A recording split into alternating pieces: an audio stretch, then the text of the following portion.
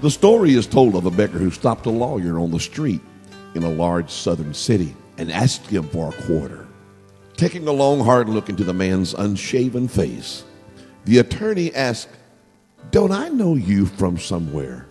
"You should," came the reply. "I'm your former classmate. Remember, second floor, old main hall?" "Why, Sam, of course I know you." And without further question, the lawyer wrote a check for $100.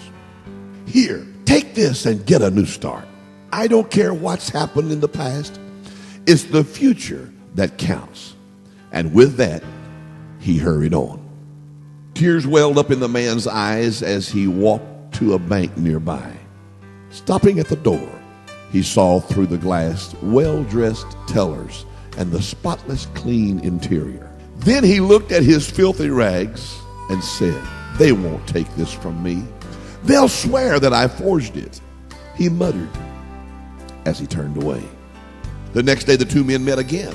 "Why, Sam, what did you do with my check? Did you gamble it away? Did you drink it up?" "No," said the beggar as he pulled it out of his dirty shirt pocket and told why he hadn't cashed it.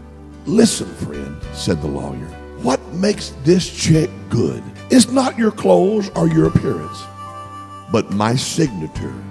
Go on, cash it in." Needless to say, the lawyer was so disappointed. Why? Because he had given the beggar a gift that he did not use. The Bible says in Ephesians, "For by grace are you saved through faith, and that not of yourselves, it is the gift of God, not of works, lest any man should boast." So faith is the gift of God. Hebrews 11:6 says, "Without faith, it is impossible to please him." Someone told me just the other day that faith pleases God. And I said, not necessarily so.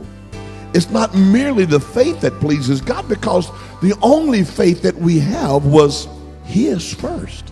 God had it first, and then he gifted it to us. Romans 12:3 says, "God hath dealt to every man the measure of faith." And then Paul tells Timothy, he says, "I put thee in remembrance that thou stir up the gift of God, which is in thee by the putting on of my hands." Faith is the gift of God. God had it first, and he gave it as a gift to us. Ladies and gentlemen, faith is not something we hold on to like a coupon and cash it in on the day of judgment. Instead, what really pleases God is when we live and walk and operate by faith every day. May I challenge you this week? God thinks big. He told Abraham, "Count the stars of heaven." God said, "Look now toward heaven and tell the stars if thou be able to number them." And he said unto him, "So shall thy seed be." God said, "I'm going to make you the father of many nations." God is a big thinker. Releasing your faith to accomplish the big plans that God has for you, that's what pleases God.